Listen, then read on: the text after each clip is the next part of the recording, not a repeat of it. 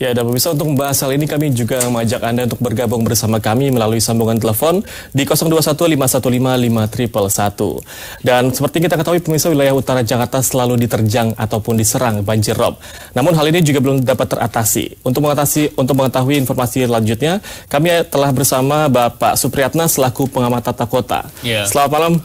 Selamat sore Pak Ayat. Selamat malam. Selamat sore. Iya. Sehat Pak Ayat ya? Alhamdulillah. Baik. Dan pemirsa kami juga telah terhubung dengan Bapak Santo selaku Kasudin Sumber Daya Air Jakarta Utara. Apakah memang sudah tersambung? Selamat sore Pak Santo. Selamat sore. Baik, terima kasih telah bergabung bersama kami di Ada Berita Petang.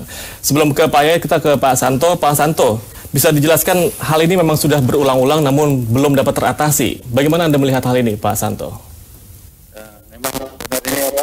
Ini memang berulang terutama pada musim bulan purnama.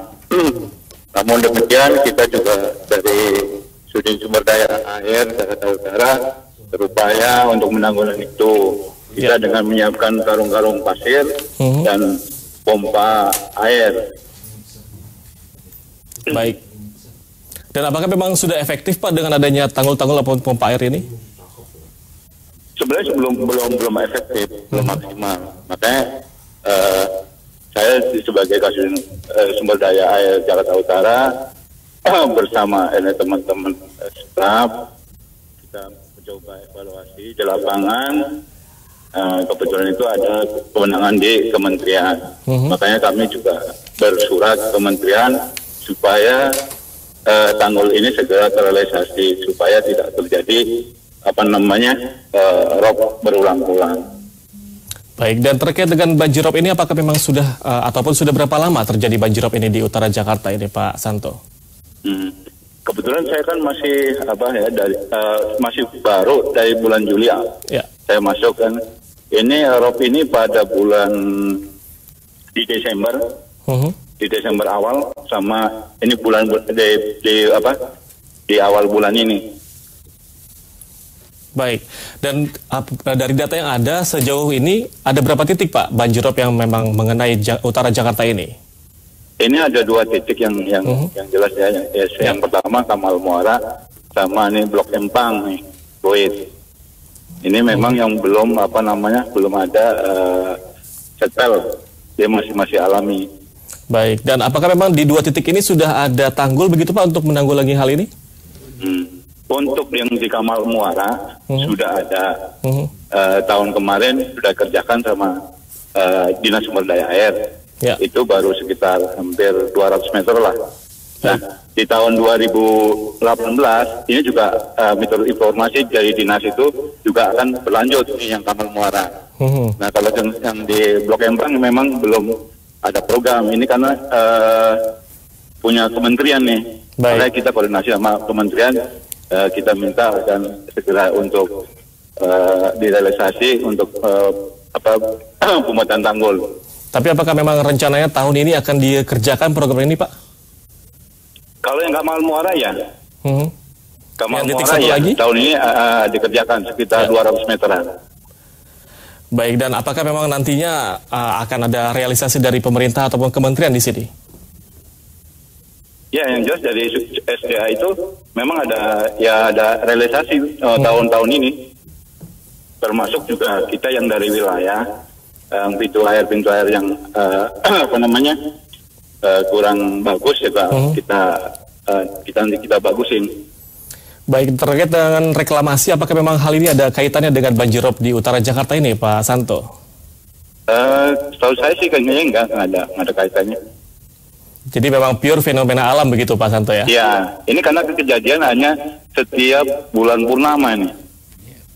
Baik Pak Yayat, mengenai hal ini bagaimana Anda melihatnya? Kalau Anda pernah tinggal di Jakarta Utara, pasti Anda mengalami hal seperti ini. Itu biasa ya, awal bulan dan tengah bulan pada saat puncak purnama, itu biasa persoalan kenaikan permukaan laut karena persoalan bulan ya. Nah, yang menjadi pertanyaan kita adalah bagaimana menyikapi persoalan ini, karena waktunya kan persoalannya adalah apakah kondisinya makin baik, tidak separah atau lebih parah lagi. Nah, tadi katakan ada 2 titik di Kamal Muara sama di Blok Empang ya. Kalau misalnya di 2 titik berarti ada persoalan yang belum selesai di situ. Betul. Misalnya tadi katakan pembuatan tanggul. Tanggul ternyata 2 ditangani pemerintah provinsi, satu lagi pemerintah pusat. Pertanyaannya kalau belum ada tanggul ya mungkin persoalan belum selesai. Nah, kedua pertanyaannya bagaimana upaya pencegahannya? Kenapa di tempat lain tidak terjadi? Nah, ini kan juga terkait dengan rencana ada NCICD yang besar, kemudian ada pembuat tanggul A sepanjang pesisir pantai utara Jakarta itu akan ditinggikan. Nah, pertanyaannya adalah kalau sekarang kondisinya lebih lama, itu kemungkinan satu, apakah belakangan terakhir ini ada curah hujan yang tinggi tidak? Jadi sebetulnya kalau ada curah hujan yang cukup tinggi, karena misalnya wilayah itu dekat dengan muara sungai dan sebagainya, ada kemungkinan wilayah tersebut menjadi parkir air. Gitu ya. Jadi dia kalau dia terjadi rob, itu air tuh balik, dia parkir menunggu ini turun. Jadi kalau dia permukaan lautnya belum turun, airnya tetap ini. Dulu itu tempat parkir air, cuman sekarang tempat parkir manusia. Hal ini yang membuat berubah ibaratnya fungsi itu. Jadi rumah air menjadi rumah manusia karena kepadatan dan ketinggian. Jadi pertanyaan sederhana, kalau melihat dari fenomena yang terjadi, air itu kalau dari daratan itu misalnya mau ke laut, misalnya dia wilayah muara-muara sungai, alaminya biasa. Ketika dia mengalami peningkatan permukaannya karena persoalan rob itu ini pasang, dia kan nggak bisa masuk, dia nunggu. Nunggu itulah tempat-tempat yang selama ini ada potensi genangan. Namun saat ini fungsi berubah. Seharusnya ketika dia surut, dia baru masuk ke situ.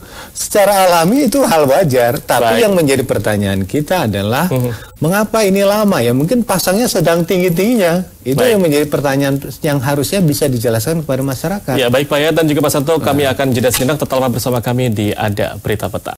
Ya, terima kasih Anda masih bersama kami di Ada Berita Petang. Dan pemirsa, kami akan melanjutkan perbincangan mengenai Jakarta Utara diserang banjir rob. Dan Pak Santo, kami akan melanjutkan perbincangan bersama Anda. Anda tadi sempat membicarakan mengenai 2 titik yang memang terkena banjir rob, yakni di Kamal Muara dan juga Blok Empang.